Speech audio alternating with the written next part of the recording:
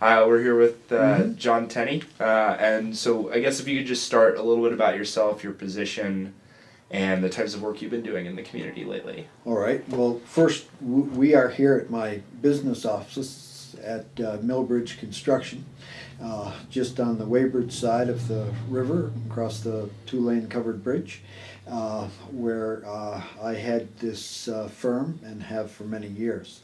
That's my money earning side, my work side, and in the community I have been involved in many things over a number of years, working with the town of Middlebury and then also with the Addison County Community Trust quite a bit, and with the Parent-Child Center, which brings you to me. Right. I served with the Parent-Child Center and built their facility back in the 80s, and have continued the work with Cheryl Mitchell, led with the Addison County Community Trust, and I continue to serve there as president of the trust. And that's my strongest continuing item now.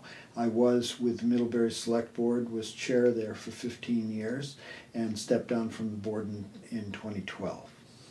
So do you think it's fair to say that your work at Millbridge kind of was your entryway into? Well, I think it made me, it gave me a contact with many folks in many different ways. It certainly was a contact towards the Parent-Child Center group, and helping them to bring together a facility, working with them to design it and plan it and bring it forward, and then also with the work in the Addison County Community Trust.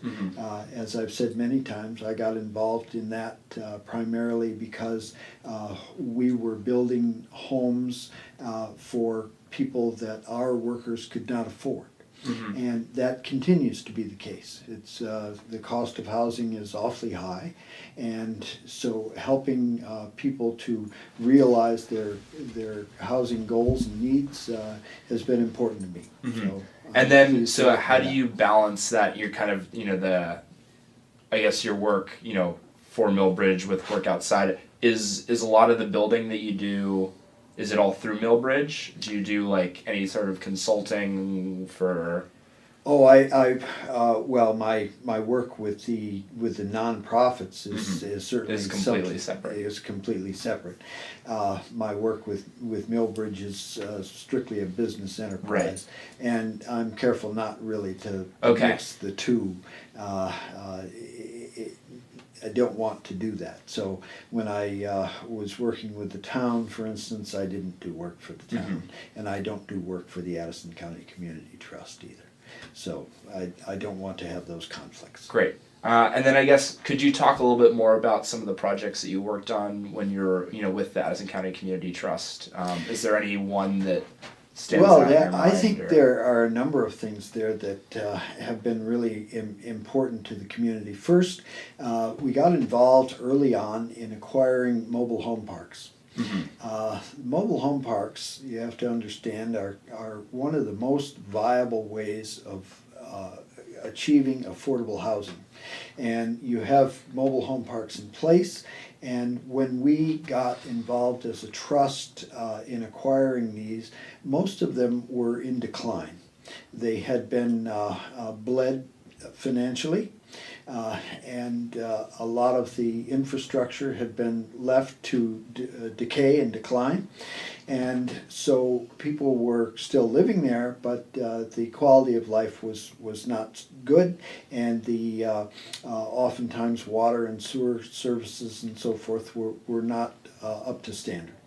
So when the nonprofits got involved in affordable housing, then we had an avenue there to go in, begin to acquire these parks as they became available, and to then upgrade the parks so that the standards were much higher. And we've done that very well. And so now we have virtually all of the parks in the county.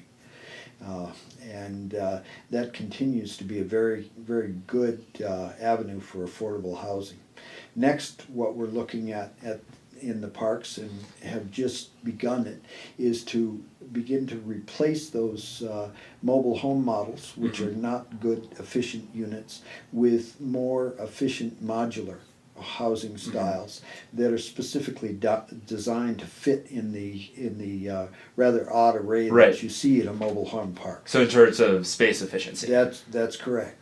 And to give people homes that have lasting value, good energy efficiency, and comfort up to standards. And so I guess with this increase in space, is there a process in place to help place new families in those homes? New families, yes, we do have programs to bring people in. There's always typically waiting lists, but at the same time there is some turnover in the parks, and so we're able to accommodate those folks pretty well.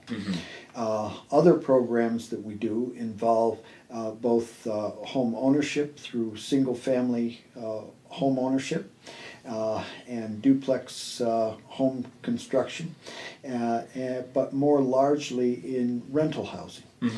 Rental housing certainly is a need for a lot of folks who are still in motion, if you will, and not in a position where it's really good for them to own a home at this time. They may be here for a certain period of time, their lives are in change, and so forth. And so we've done several of those as well. Could you describe, I guess, the impact on you personally of the work you've done, and maybe a specific interaction you've had with a person or a family? Well, I think in my work, I don't have that direct connection so much. This is work at a board level where we're doing planning of projects and doing oversight of the work and the management of activities, and so it's not directly the hands-on. The staff is working with the hands-on. Great. Could you, I guess, also just delve into your background a little bit, sort of how you got into construction in the first place, and maybe... Well, my mother always joked that it was because my father had no interest, so out of self-preservation I learned how to do these mechanical and engineering-related tasks. I don't know that that's true, but I grew up in Ohio, near Cleveland, in a small town, and my father was a newspaper editor. My mother was an honors English teacher, so I had some strong background and role models there, good supportive family. From there I went on to Boston University, and a close friend of mine went to Middlebury College, and because of that association, he and I would see one another often, and that's how I came to know Middlebury and decided later on. This is a friend from home in Ohio? That's correct. That's correct. And how long ago did you first move to Middlebury? I came in 70, so I've lived my whole adult life here. Great, yeah. And I guess just any other anecdotes or any other projects that you've worked on? Well, other things would be in the town vein, for instance. Working with the town, being a member of the select board and other committees of the town over a course of many years, was involved in a lot of the projects of the town. The bridge, the Cross Street Bridge, would be foremost among them in more recent times. But I think, to me, it was very important to be involved in the goings-on of the town and working with all the people together. I found that very fascinating, and that unlike so much of the national politics or even some of the state level politics, local politics and local government does work very well. Sometimes it's a little messy, but it does work awfully well, and people can be proud to be a part of it. So I've certainly been pleased to be a part of it.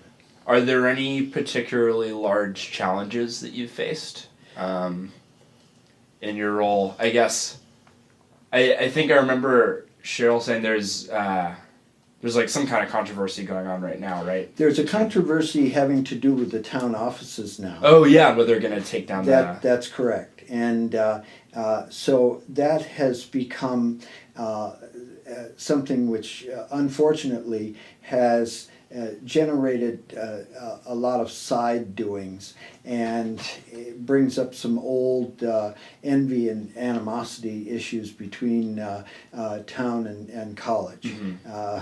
Things that we've tried to overcome and do better than that over the past decades, but that's been brought up to some degree instead of looking at things objectively. But basically what's at issue here is how to deal with aging facilities that need to be rebuilt or replaced, and the current select board has asked the college, and the college has agreed to provide some needed funding under certain terms to replace these facilities, but it involves some swapping of lands and things like that, and so it's become more complicated than it might.